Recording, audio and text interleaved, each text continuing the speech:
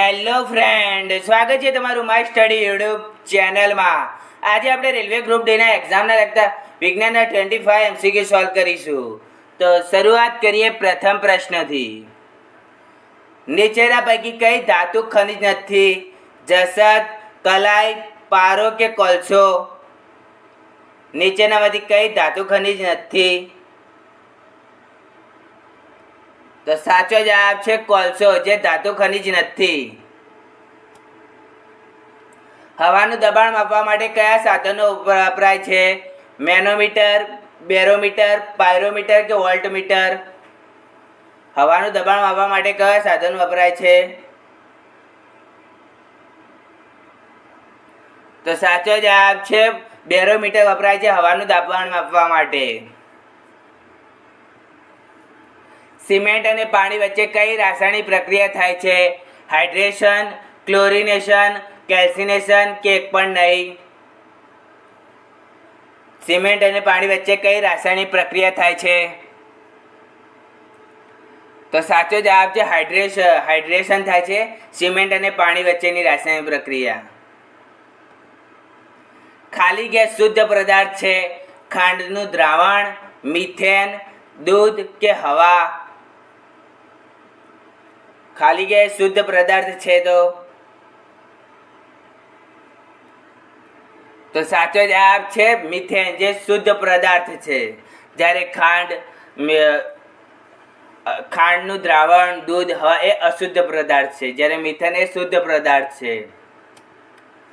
નીચેનામાંથી કયો ભૌતિક પરિવર્તન છે? પાણીનું બરફમાં રૂપાંતર, મનુષ્યમાં પાચન, મનુષ્યમાં શ્વસન કે દહીંમાંથી દૂધનું નિર્માણ?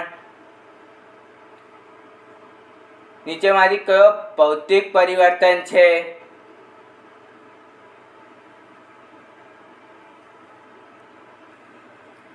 તો સાચો જવાબ છે પાણીનું બરફમાં રૂપાંતર, જે ભૌતિક પરિવર્તન છે. જ્યારે મનુષ્યમાં પાચન, મનુષ્યમાં શ્વસન, દૂધમાંથી દહીંનું નિર્માણ એ રાસાયણિક પ્રક્રિયા છે.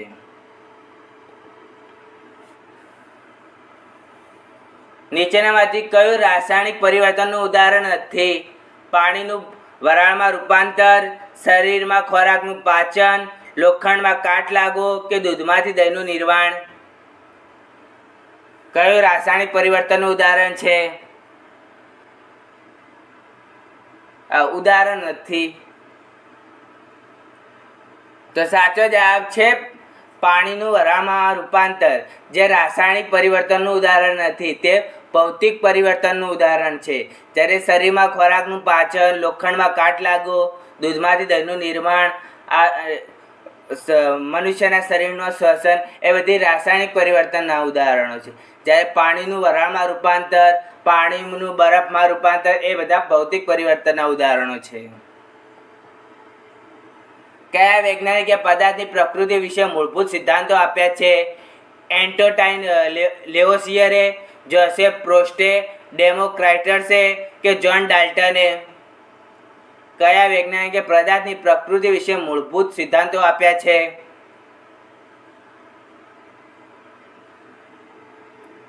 તો સાચો જવાબ છે જ્હોન ડાલ્ટને, જેને પદાર્થની પ્રકૃતિ વિશે મૂળભૂત સિદ્ધાંતો આપ્યા છે. ખાલી જગ્યાએ પદાર્થની સૌથી નાનો કણ છે જે સ્વતંત્ર અસ્તિત્વ ધરાવે છે? અણુ, પરમાણુ, ન્યુટ્રોન કે ઇલેક્ટ્રોન? પદાર્થનો સૌથી નાનો કણ છે અને સ્વતંત્ર અસ્તિત્વ ધરાવે છે.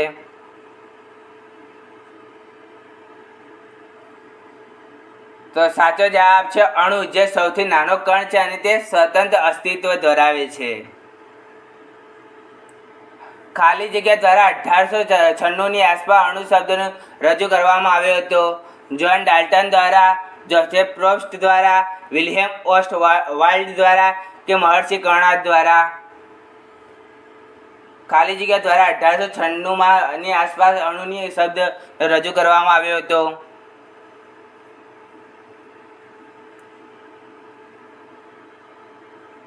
તો સાચો જવાબ છે વિલ્હેમ ઓસ્ટવાલ્ડ દ્વારા 1896ની આસપાસ અણુની શબ્દનો રજૂ કરવામાં આવ્યો હતો. નીચેનામાંથી કયા સંયોજનમાં સૌથી વધુ પરમાણુ હોય છે? HNO2 માં, H2SO4 માં, CO2 માં કે એક પણ નહીં? કયા સંયોજનમાં સૌથી વધુ પરમાણુ હોય છે?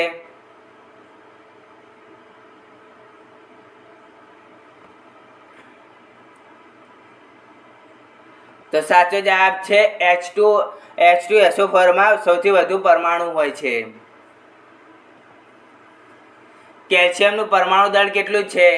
23, 20, 30 કે 40? કેલ્શિયમનું પરમાણુ દળ કેટલું છે? તો સાચો જવાબ છે 40 છે કેલ્શિયમનું પરમાણુ દળ, જેને આપણે દ્રવ્યમાન કહીએ છીએ. આપણે કોષની શક્તિગ્રાહી પ્રક્રિયામાં કોષીય ચલણ તરીકે કોનો ઉપયોગ થાય છે? ડીએનએનો, આરએનએનો કે એટીપીનો કે એમિનો એસિડનો? કોષની શક્તિગ્રાહી પ્રક્રિયામાં કોષીય ચલણ તરીકે કોનો ઉપયોગ થાય છે? તો સાચો જવાબ છે એટીપીનો ઉપયોગ થાય છે કોષની શક્તિગ્રાહી પ્રક્રિયાને કોષની ચલણ તરીકે. કોષની કઈ અંગિકા પ્રોટીન સંશ્લેષણ અગત્યનો ભાગ ભજવે છે? ગોલ્ગી પ્રસાધન, રિબોઝોમ્સ, લાઇસોઝોમ કે એક પણ નહીં? કોષની કઈ અંગિકા પ્રોટીન સંશ્લેષણ અગત્યનો ભાગ ભજવે છે? તો સાચો જવાબ છે રિબોઝોમ્સ, જે કોષની અંગિકાના પ્રોટીન સંશ્લેષણ અગત્યનો ભાગ ભજવે છે. રોકેટ સંરક્ષણ કયા સિદ્ધાંત પર કાર્ય કરે છે? વેગમાન, દળ, ઉર્જા કે વેગ? રોકેટ સંરક્ષણ કયા સિદ્ધાંત પર કાર્ય કરે છે? તો સાચો જવાબ છે વેગમાન પર કાર્ય કરે છે રોકેટ સંરક્ષણ. ન્યૂટનની ગતિનો બીજો અને ત્રીજો નિયમ કયા અગત્યના નિયમ તરફ દોરી જાય છે? આર્કિમિડીઝના નિયમ તરફ, દબાણના નિયમ તરફ, ઉર્જા સંરક્ષણના નિયમ તરફ કે વેગમાન સંરક્ષણના નિયમ તરફ? ન્યૂટનની ગતિનો બીજો અને ત્રીજો નિયમ કયા અગત્યના નિયમ તરફ દોરી જાય છે? તો સાચો જવાબ છે વેગમાન સંરક્ષણના નિયમ તરફ દોરી જાય છે ન્યૂટનની ગતિનો બીજો અને ત્રીજો નિયમ. ન્યૂટનની ગતિનો કયો નિયમ બળનું મૂલ્ય આપે છે? પહેલો, બીજો, ત્રીજો કે એક પણ નહીં? ન્યૂટનની ગતિનો કયો નિયમ બળનું મૂલ્ય આપે છે? તો સાચો જવાબ છે બીજો નિયમ આવે. આના અંદર ટાઈપિંગ મિસ્ટેક છે. બીજો નિયમ આવે. ન્યૂટનની ગતિનો બીજો નિયમ તે બળનું મૂલ્ય આપે છે. પરાવશ્રાવ્ય ધ્વનિ કોણે અનુભવી શકે છે? માણસ, ઉંદર, વેલ કે હાથી? પરાવશ્રાવ્ય ધ્વનિ કોણ અનુભવી શકે છે? તો સાચો જવાબ છે ઉંદર, જે પરાવશ્રાવ્ય ધ્વનિ અનુભવી શકે છે. બોસ ઇન્ડિકસ કોની જાતિ છે? ગાયની, ભેંસની, બકરીની કે કૂતરાની? બોસ ઇન્ડિકસ કોની જાતિ છે? તો સાચો જવાબ છે ગાયની જાતિ છે બોસ ઇન્ડિકસ. કયો ચેપી રોગ છે? કેન્સર, ડાયાબિટીસ, મેલેરિયા કે એક પણ નહીં? કયો ચેપી રોગ છે? તો સાચો જવાબ છે મેલેરિયા, જે ચેપી રોગ છે. પ્રજીવો કઈ સૃષ્ટિમાં સમાવિષ્ટ છે? મોનેરા, વનસ્પતિ, સાયનોફાઇટા કે પ્રોટિસ્ટા? પ્રજીવો કઈ સૃષ્ટિમાં સમાવિષ્ટ છે? તો સાચો જવાબ છે પ્રોટિસ્ટા સૃષ્ટિમાં સમાવિષ્ટ છે પ્રજીવો. ખાલી જગ્યા એ અધાતુ તત્વ ચળકાટ ધરાવે છે? આયોડીન, કાર્બન, સલ્ફર કે ફોસ્ફરસ? ખાલી જગ્યા અધાતુ તત્વ ચળકાટ ધરાવે છે?